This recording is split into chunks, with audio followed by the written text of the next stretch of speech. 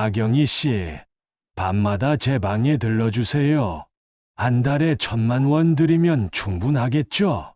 그 말이 내 인생을 바꿔놓을 줄 그땐 몰랐어요. 58세, 목욕탕 세신사, 매일 물에 젖은 손으로 딸아이 학원비를 계산하던 날들. 그리고 그날 그 제안. 밤마다 회장님 방에 들르라는 조건 하나. 두려움과 생존 사이에서 저는 송도로 향했습니다. 그렇게 제 인생은 두 번째 막을 맞이했습니다. 황혼에 다시 찾은 사랑 이야기를 들려드리겠습니다. 지금 어디서 듣고 계신지 댓글에 남겨주세요. 시작 전 구독과 좋아요는 사연 제작에 큰 힘이 됩니다. 송도 끝자락. 바닷바람이 부는 언덕 위, 그 집은 마치 다른 세상의 공간처럼 덩그러니 서 있었다. 대문은 크고 무거웠고 담장 너머로는 나무들이 질서정연하게 자라고 있었다. 긴장된 숨을 내쉬고 인터폰을 눌렀다. 박영애 씨 맞으시죠? 회장님께서 기다리고 계십니다. 문을 열어준 남자는 중년의 관리인이었다. 깍듯하고 조용한 사람이었지만 눈빛만큼은 날카롭게 나를 훑쳤다. 내가 어떤 여자인지 왜 왔는지를 확인하려는 듯한 눈. 거실에 들어선 순간 압도당했다. 바닥을 가득 채운 페르시안 러그, 천장에서 쏟아지는 샹들리에, 벽면 가득한 고서적과 수묵화들. 나 같은 사람이 있어도 되는 곳인가 싶었다. 어서 오세요. 낮게 울리는 목소리에 고개를 돌리자 조문현 회장이 나타났다. 76세. 백발이 성성했지만 단정하게 빗은 머리, 고급스러운 캐시미어 니트, 그리고 무엇보다 부드러운 미소가 인상적이었다. 박영애 씨 맞으시죠? 김미자 씨에게 이야기 들었습니다. 앉으시죠. 차 한 잔 드릴게요. 그는 직접 홍차를 우려냈다. 동작 하나하나가 단정했고 무례한 구석은 전혀 없었다. 잠시 후 그는 조용히 입을 열었다. 작년에 심장 수술을 받았습니다. 심근경색이었죠. 다행히 수술은 잘 끝났지만 밤에 가끔 숨이 멎는 느낌이 들 때가 있어요. 응급 상황은 거의 없지만 혹시 모르니까 새벽에 두어 번 제 방을 확인해 주셨으면 합니다. 나는 잠시 머뭇거리다가 고개를 끄덕였다. 네, 그 정도는 괜찮습니다. 그는 다시 말했다. 하루 세끼 식사, 청소, 간단한 집안일, 그리고 새벽 확인. 월급은 1,000만 원입니다. 매달 말일에 드릴 거고요. 말문이 막혔다. 나는 세신사 일로 하루 10시간 넘게 일해도 200만 원도 못 벌었다. 그런데 여기선 단순한 가사와 체크로 5배. 한 가지 더 제 두 아들이 있습니다. 각각 회사를 맡고 있는데 경영권 문제로 사이가 좋지 않아요. 혹시 그들이 무례하게 굴더라도 너무 마음 쓰지 마세요. 나는 입을 다물었다. 겉으론 괜찮은 척했지만 속은 뒤숭숭했다. 회장의 말은 예의 있었지만 어쩐지 전조처럼 들렸다. 이 집 단순한 입주가 사도우미 이상의 역할을 나에게 요구하고 있다는 예감. 하지만 생각했다. 여기서 물러나면 다시 공고문 들고 다녀야 해.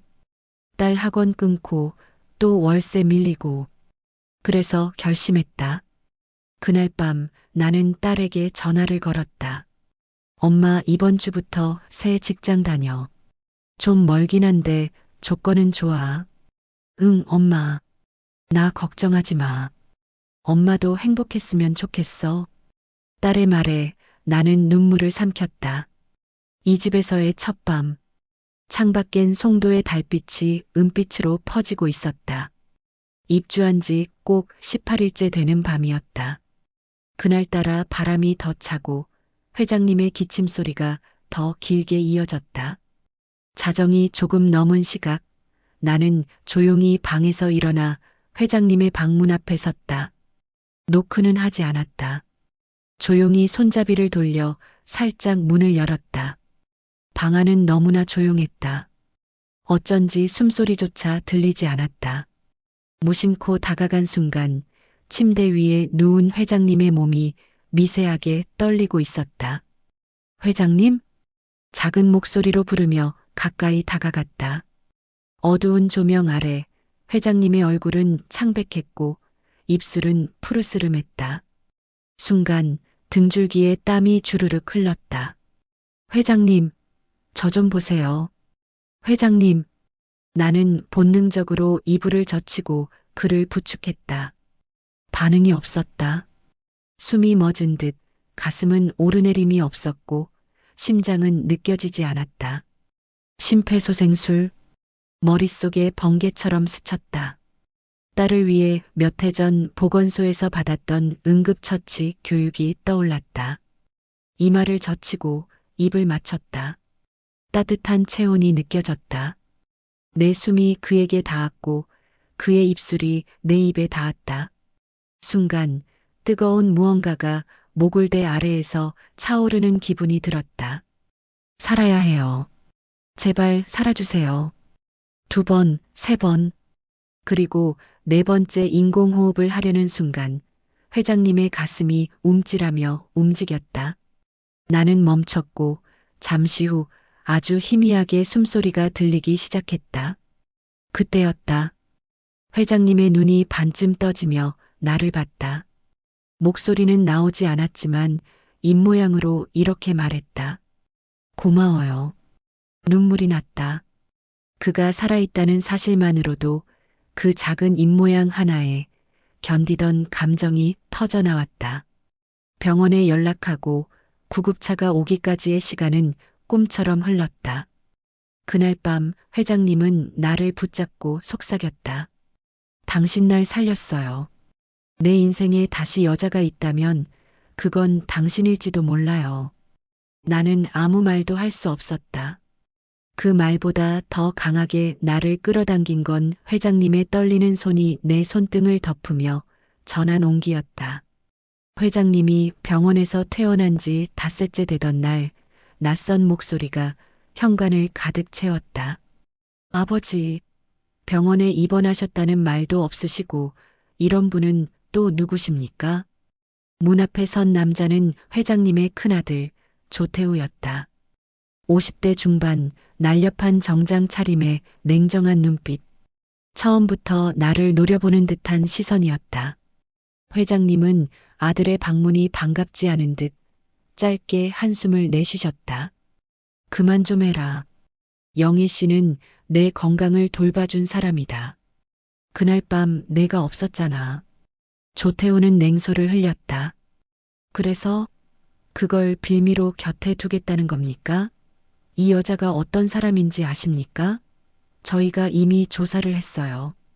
세신사, 미망인, 빚더미. 내 손이 떨렸다. 얼굴이 붉어지고 식은땀이 흘렀다. 그만하세요. 회장님은 저한테 어떤 부당한 요구도 하신 적 없어요. 저는 제 일 했을 뿐입니다. 하지만 그는 계속 몰아붙였다. 아버지 재산이 수백억이에요. 저런 사람 다 이유 있어서 접근하는 거라고요. 그 순간 회장님이 자리에서 일어나셨다. 똑바로 아들의 눈을 보며 말했다. 너희 어머니가 돌아가신 뒤로 내가 어떤 삶을 살아왔는지 아니? 밤마다 가슴이 답답해서 숨을 못 쉴 정도였어. 그런데 이 사람 덕에 다시 잠을 잘 수 있게 됐다. 넌 그게 뭐라고 생각하냐? 나는 조용히 뒤로 물러났다. 더 이상 나서면 안 된다고 생각했다. 하지만 마음속엔 무언가 뜨겁게 솟구쳤다. 억울함이 아니라 회장님에 대한 묘한 감정이었다. 보호받고 싶다는 게 아니라 보호해주고 싶었다. 며칠 후, 이번엔 둘째 아들 조태진이 찾아왔다. 그는 형보다 부드럽지만 더 조심스러웠다.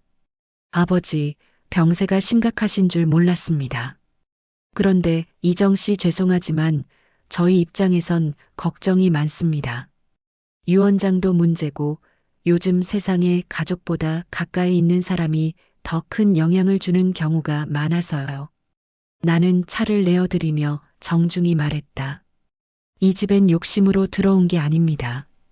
저는 월급 받는 직원일 뿐이고 회장님께 받은 은혜에 진심으로 보답하고 싶을 뿐이에요. 그의 눈빛이 흔들렸다. 나도 느낄 수 있었다. 형제 간의 갈등, 아버지와의 거리, 그리고 그 틈을 내가 차지하고 있다는 불편함. 그날 밤 회장님이 방 앞까지 나를 배웅했다. 문틈에 서서 나를 바라보는 그 눈이 무척 깊었다. 영희 씨, 오늘 손 떨리는 거 봤어요. 미안해요. 내 자식들이지만 나조차 감당이 안 될 때가 있어요. 그가 내 손등을 쓰다듬었다. 주름진 손이었지만 따뜻했다. 나는 그 손을 살며시 감쌌다. 그리고 조용히 말했다. 회장님, 저는 여기에 회장님이 계셔서 남은 거예요. 돈이 아니라 사람이 그리워서요. 그 순간 회장님의 눈빛이 살짝 흔들렸다. 입술이 떨렸고 말없이 내 손을 더 꽉 쥐었다. 며칠이 지났다. 회장님은 평소처럼 아침 식사 후 마당을 산책하고 낮잠을 주무시고 늦은 저녁이면 작은 서재에 들어가 고서들을 넘기셨다. 나는 그런 일상을 조용히 옆에서 지켰다. 말은 많지 않았지만 우리는 점점 더 많은 것을 눈빛으로 나누게 되었다. 그러던 어느 밤 회장님 방문 앞에 서 있던 조태우의 모습이 다시 나타났다. 이번엔 혼자가 아니었다. 그의 손엔 두툼한 서류철이 들려 있었고 뒤엔 변호사로 보이는 중년 남성이 따라오고 있었다. 아버지, 이 여자 명확하게 정리하셔야 합니다. 이미 정황이 충분해요. 이건 위험한 감정입니다. 나는 그 말을 들으며 입술을 깨물었다. 회장님이 아무 말 없이 내 손을 가볍게 쥐었다. 하지만 조태우는 멈추지 않았다. 아버지 돌아가시기라도 하면 이 여자에게 재산 일부라도 넘어가는 거 아닙니까? 이런 식으로 살림을 차리고 신뢰를 얻고 그때였다. 내 안에서 쌓여온 무언가가 툭 하고 끊어졌다. 그만하세요. 나는 그를 정면으로 바라보며 말했다. 목소리가 떨릴 줄 알았지만 단호했다. 제가 이 집에 온 건 돈 때문이었어요. 맞아요. 딸 학비, 월세, 생계. 전 그게 절박한 사람이에요. 그런데 회장님 곁에 있으면서 깨달았어요. 이분은 단순한 고용주가 아니에요. 저는 이분이 숨쉬는 걸 지켜보며 살아요. 그게 얼마나 소중한지 당신은 몰라요. 조태우의 얼굴이 일그러졌다. 하지만 나는 멈추지 않았다. 저는 단 한 번도 회장님께 재산 이야기를 꺼낸 적 없습니다. 유언장도 상속도 모릅니다. 다만 밤에 방문을 열고 숨이 있는지 확인하는 그 순간마다 기도했습니다. 제발 살아계시라고. 그렇게 사는 사람에게 당신은 지금 뭐라고 하시는 거예요?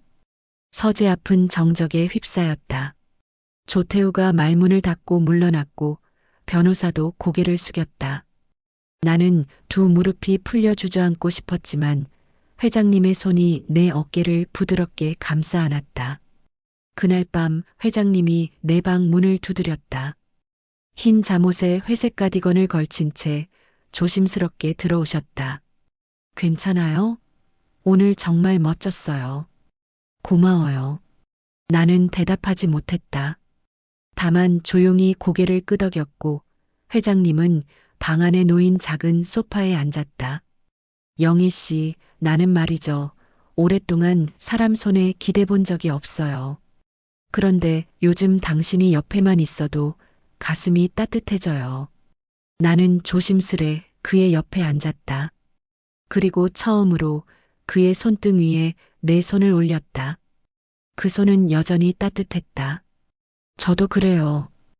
회장님 손이 익숙해졌어요. 이상하죠? 처음엔 이 집 공기조차 어색했는데 지금은 회장님 숨소리가 제 하루의 시작이에요. 회장님은 나를 바라보았다. 눈빛은 조용했고 입술이 천천히 다가왔다. 우리는 오래도록 그렇게 마주 앉은 채 입을 맞췄다. 그날 이후 회장님과 나는 더 가까워졌다. 아침엔 함께 식사를 하고 오후엔 정원 산책을 나섰다. 회장님의 손등 위에 내 손이 자연스레 얹히는 일도 잦아졌다. 누가 먼저랄 것도 없이 우리는 마치 오래된 부부처럼 느긋하고 조심스럽게 서로를 향해 다가가고 있었다. 어느 날 저녁 회장님이 내게 작은 상자를 건넸다. 하늘색 벨벳 케이스. 안에는 진주 귀걸이가 담겨 있었다. 이건 당신에게 어울릴 것 같아서요. 제 아내가 생전에 좋아하던 브랜드였어요. 하지만 지금은 당신에게 드리고 싶어요. 나는 상자를 조심스럽게 닫았다. 고개를 숙이며 말했다. 저 이런 거 받을 자격 없어요. 회장님은 내 손을 잡았다. 누가 그런 자격을 정하는 거죠? 난 당신을 위해 뭔가 해주고 싶어요. 그게 잘못인가요? 그의 손이 내 뺨을 쓸었다. 그리고 우리는 두 번째 입맞춤을 나눴다. 더 길고, 더 깊고, 더 따뜻한. 그날 밤 나는 회장님의 방에 머물렀다. 처음엔 그의 이마를 짚고 상태를 확인하던 습관처럼 다가갔지만 회장님은 내 손목을 잡았다. 오늘은 그냥 여기 있어 줄래요? 그저 옆에만 있어줘요. 나는 말없이 고개를 끄덕였다. 침대 가장자리에 앉아 그의 손을 잡은 채 불을 끄고 어둠 속에 잠겼다. 따뜻한 숨결이 내 귀 옆에서 느껴졌고 밤은 유난히 조용했다. 그러나 그 평온도 오래가지 않았다. 며칠 후 딸아이에게서 전화가 왔다. 목소리가 떨려 있었다. 엄마 혹시 이상한 이야기 들으신 거 없어요? 인터넷에 무슨 이상한 글이 떠요. 어떤 사람이 엄마가 회장님 집에 들어가서 재산 노리고 있다는 글을 올렸대요. 심장이 내려앉았다. 검색을 해보니 익명 커뮤니티에 내 이름과 과거 직업, 회장님 집에 들어간 이유까지 적나라하게 퍼져 있었다. 회장님, 저 이 집에서 나가야 할 것 같아요. 제가 여기 있으면 회장님까지 곤란해지실 거예요. 회장님은 단호했다. 아니요. 그런 일 때문에 내가 원하는 사람을 내보낼 순 없어요. 세상이 뭐라 해도 당신은 내 사람입니다. 그 말에 나는 더 이상 말할 수 없었다. 그의 손이 내 뒷목을 감싸 안고 이마를 맞댔다. 영애 씨, 세상은 언제나 말이 많아요. 하지만 우리 마음엔 주인이 필요하잖아요. 난 내 마음의 주인을 이제야 찾은 것 같아요. 며칠이 지나고 회장님의 두 아들이 동시에 집을 찾았다. 낯빛은 다소 굳어 있었지만 지난번과는 달랐다. 큰아들 조태우가 먼저 입을 열었다. 아버지, 며칠 전 일은 죄송합니다. 우리가 경솔했습니다. 회장님은 묵묵히 고개를 끄덕였고 나는 조용히 자리를 비키려 했다. 하지만 둘째 아들 조태진이 나를 불렀다. 이정아니, 박영애 씨. 잠깐만요. 나는 멈춰섰다. 그들은 눈빛을 주고받더니 조태우가 조심스럽게 말했다. 저희가 회의를 했습니다. 지금처럼 두 분이 함께 지내는 게 아버지 건강에 도움이 된다면 저희가 반대할 이유는 없다고 생각했습니다. 뜻밖의 말에 나는 숨을 멈췄다. 회장님도 놀란 듯 고개를 들었다. 조태진이 덧붙였다. 그리고 아버지가 말씀하신 각자 영역 나눔 제안도 저희가 따르기로 했습니다. 부동산과 금융투자 각각 우리가 맡겠습니다. 회장님은 미소 지었다. 그래. 그게 너희 둘 다를 위한 길일 거다. 나는 그저 조용히 뒤에서 그 장면을 지켜봤다. 어떤 감정도 입 밖으로 낼 수 없을 만큼 벅찼다. 며칠 후 회장님은 내 손을 잡고 정원으로 나갔다. 바람이 분다며 작은 쇼를 내 어깨에 직접 덮어줬다. 영애 씨. 네, 회장님. 이젠 그냥 저 문현 씨라고 불러줄래요? 나는 웃었다. 그럼 저도 회장님 말고 그냥 우리 아저씨라고 해도 돼요? 그는 장난스럽게 눈을 찡긋했다. 그리고 다시 진지하게 말했다. 정식으로 말할게요. 박영애 씨, 나랑 함께 살아줘요. 남은 생 당신이 곁에 있어줬으면 해요. 나는 잠시 숨을 고르고 두 눈을 마주봤다. 그 눈 속엔 불안도, 외로움도, 다정함도 모두 담겨 있었다. 저도 문현 씨와 함께 있고 싶어요. 그날 밤 우리는 한 방에서 처음으로 등을 맞대고 누웠다. 그의 손이 내 어깨를 감싸고 나는 그 품에 안겨 잠들었다. 세상에서 가장 포근한 숨결이었다. 초여름의 햇살이 부드럽게 내리던 날이었다. 회장님, 아니, 문현 씨가 내 손을 잡고 말했다. 우리 조촐하게 식을 올릴까요? 그 말이 떨어지기 무섭게 나는 눈시울이 붉어졌다. 이 나이에 누가 내게 식을 이야기할 줄 알았을까? 하지만 그는 진지했다. 그리고 무엇보다 따뜻했다. 작은 식장이 아닌 집 마당 한켠에서 열기로 했다. 하얀 천으로 간이 천막을 치고 돌담 엮인 테이블 위에 손수 만든 음식들을 올렸다. 갈비찜, 잡채, 홍어무침, 그리고 내가 좋아하는 미역 냉국까지. 문현 씨는 반쯤 장난스럽게 말했다. 당신 입맛 사로잡은 게 내가 한 일 중 제일 잘한 일이죠. 나는 웃음 섞인 눈물을 닦으며 대꾸했다. 그럼 이건 평생 책임져야겠네요. 조태우, 조태진 두 아들도 정장을 차려입고 참석했다. 처음에는 어색해하던 며느리들도 정성껏 준비한 꽃다발을 내게 건넸다. 어머님 앞으로 잘 부탁드립니다. 그 한마디에 나는 끝내 참았던 눈물을 흘리고 말았다. 어린 시절 결혼식도 없이 시집가며 꿈꿨던 인정받는 자리가 이렇게 찾아오다니. 작은 스피커에서 클래식 음악이 흐르고 문현 씨는 내 손을 잡고 테이블 옆에서 천천히 원을 그리며 걸었다. 마치 첫 춤처럼. 그의 손길은 여전히 따뜻하고 걸음은 느렸지만 단단했다. 밤이 되자 가족들은 하나둘 돌아가고 정원엔 잔잔한 등불만 남았다. 나는 문현 씨와 함께 거실 창가에 앉아 와인 한 잔을 나눴다. 오늘 너무 행복했어요. 내 인생 중 제일 좋았던 날이에요. 그가 와인잔을 내려놓고 내 손등에 입을 맞췄다. 그 입술의 온기가 가슴까지 전해졌다. 문현 씨, 응? 앞으로의 밤도 이렇게 함께 맞이해도 될까요? 그는 대답 대신 내 볼을 감싸 안고 입을 맞췄다.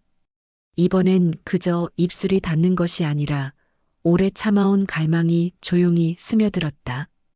그 밤 우리는 오래도록 서로를 껴안고 숨결 속에서 서로를 확인했다. 결혼식이 끝난 후 우리의 일상은 더욱 조용하고 단단해졌다. 새벽이면 나는 먼저 일어나 커피를 내리고 문현 씨는 여전히 잠결에 내 이름을 부르며 웃는다. 영희 씨, 커피 향이 사람 깨우는 법이네요. 그의 농담에 웃으며 우리는 마주 앉아 신문을 나눠보고 라디오를 듣는다. 평범한 날들. 하지만 그 속에서 우리는 서로를 더 깊이 사랑하게 됐다. 문현 씨는 여전히 카페에 나간다. 물론 지금은 직접 커피를 내리진 않지만 손님들과 농담을 주고받는 모습은 그대로다. 나는 카페 한켠 작은 구석에 앉아 책을 읽거나 젊은 직원들이 놓친 디테일을 챙긴다. 어느 날 한 젊은 여성이 내게 말을 걸었다. 혹시 이 집 사모님이세요? 너무 멋지세요. 진짜 사랑받는 느낌이 들어요. 나는 수줍게 웃으며 고개를 끄덕였다. 그리고 문현 씨가 카운터에서 내게 윙크를 보냈다. 우리 사모님 인기 많네. 집에 돌아오면 함께 저녁을 준비한다. 이제는 내가 음식을 하고 그가 접시를 닦는다. 함께 부엌에 서면 가끔 그는 내 허리를 감싸 안고 말한다. 당신이 옆에 있으니 모든 게 맛있어져요. 그럴 때면 나는 그의 뺨에 입을 맞추고 말한다. 그럼 매일 반찬 늘려야겠네요. 밤이면 두 손을 맞잡고 침대에 눕는다. 그는 아직도 내 등을 토닥이며 자장가처럼 말을 건넨다. 영희 씨, 나 당신 덕에 다시 태어난 기분이에요. 몸이 아니라 마음이요. 어느 날은 비 오는 오후였다. 둘이서 소파에 앉아 옛날 드라마를 보며 따뜻한 담요를 나눠 덮고 있었다. 갑자기 문현 씨가 말했다. 우리 정말 잘 살고 있죠? 나는 고개를 끄덕였다. 네. 내가 원하는 집은 크지도 비싸지도 않았어요. 그냥 이렇게 둘이 함께 있는 곳이면 충분해요. 창밖엔 비가 잦아들고 있었고 우리는 조용히 서로의 손을 꼭 잡았다. 말없이 그저 온기로. 그리고 나는 알았다. 이 집은 내 삶에서 가장 따뜻한 집이라는 걸. 여기가 우리 집이라는 걸.